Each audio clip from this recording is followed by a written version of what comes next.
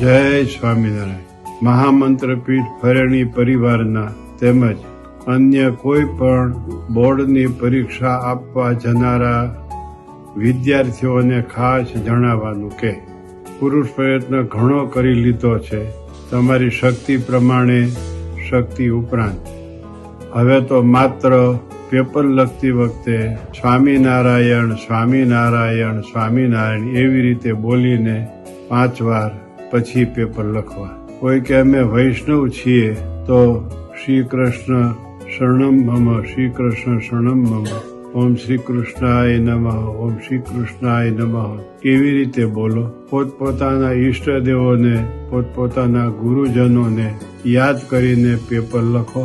અતિ ઉતાવળ કરવાની જરૂર નથી, અતિ ધીમું રહેવાની પણ જરૂર નથી, અધીરા અણોહરા થઈ જવું નહીં। ભગવાનને યાદ કરશો એટલે તમારી લેખન શક્તિ વધશે, યાદ શક્તિ વધશે અને નક્કી કરેલા સમય પ્રમાણે તમે દરેક પ્રશ્નોના જવાબ બહુ સ્પષ્ટતાથી સંતોષકારક આપી શકો એવા આશીર્વાદ સાથે બધાય વિદ્યાર્થી બંધુઓને જય સ્વામિનારાયણ।